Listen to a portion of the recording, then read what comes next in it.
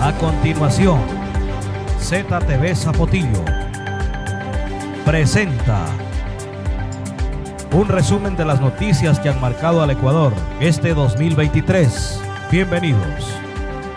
La violencia puso de rodillas al Ecuador en el 2023, en medio de la imparable ola de violencia, en la crisis política, masacres carcelarias, pugnas institucionales, deterioro del sistema judicial, apuros económicos y la compleja deuda social fueron dando forma en un año imposible de olvidar. El punto de quiebre se dio en mayo del 2023, cuando el entonces presidente Guillermo Lasso, quien enfrentó un juicio político por presunto peculado, decidió en un acto inédito dictar la muerte cruzada para disolver la asamblea y dar paso a elecciones anticipadas. Lasso rechazó los señalamientos en su contra y responsabilizó a los sectores políticos y a las mafias del crimen organizado de orquestar su desestabilización.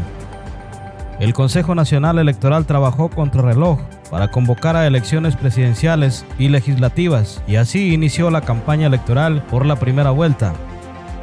8 binomios disputaron la contienda electoral, pero a pocos días del debate presidencial se cometió un horrendo crimen donde murió el candidato presidencial Fernando Villavicencio cuando salía de un mitin político en Quito.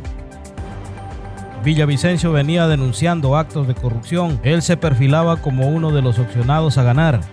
El país con todo esto se conmocionó y este hecho dio la vuelta al mundo, volcando la mirada al Ecuador como uno de los centros del crimen organizado. Mientras las familias de Villavicencio piden justicia, 7 detenidos presuntamente vinculados en el crimen fueron asesinados semanas después en 2 cárceles del país. Esto hizo que remuevan autoridades de seguridad y más descontento en la ciudadanía.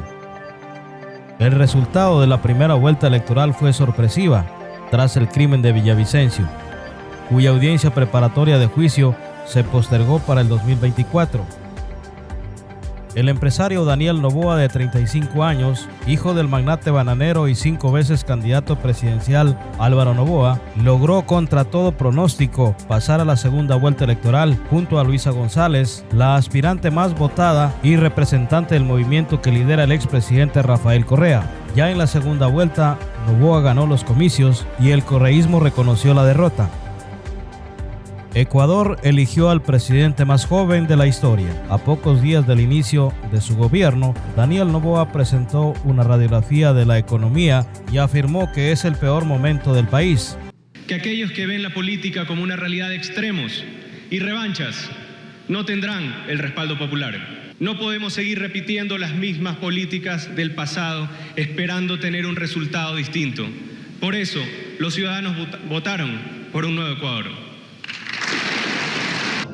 Luego envió un proyecto de ley económica urgente a la Asamblea, el cual fue aprobada con amplia mayoría, con lo cual se busca promover el empleo joven, incrementar la recaudación tributaria e incentivar la inversión. Esto sin duda sería la primera victoria para Noboa.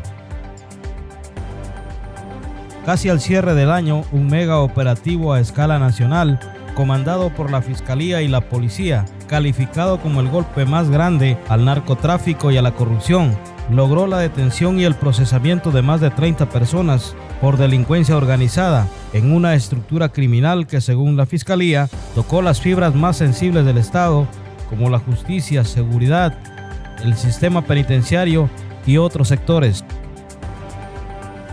Noboa ha sido cauteloso en revelar su plan de seguridad, pero ha remarcado que era necesario retirar algunos miembros de las altas cúpulas para empezar a ejecutarlo. Según la Policía Nacional, Ecuador cierra este 2023 con más de 7.000 muertes violentas, comparado con el año 2022, que terminó con 4.609 homicidios intencionales. Lo que sí es cierto, que al presidente Noboa le queda un reto muy importante: combatir la inseguridad en el Ecuador de manera urgente.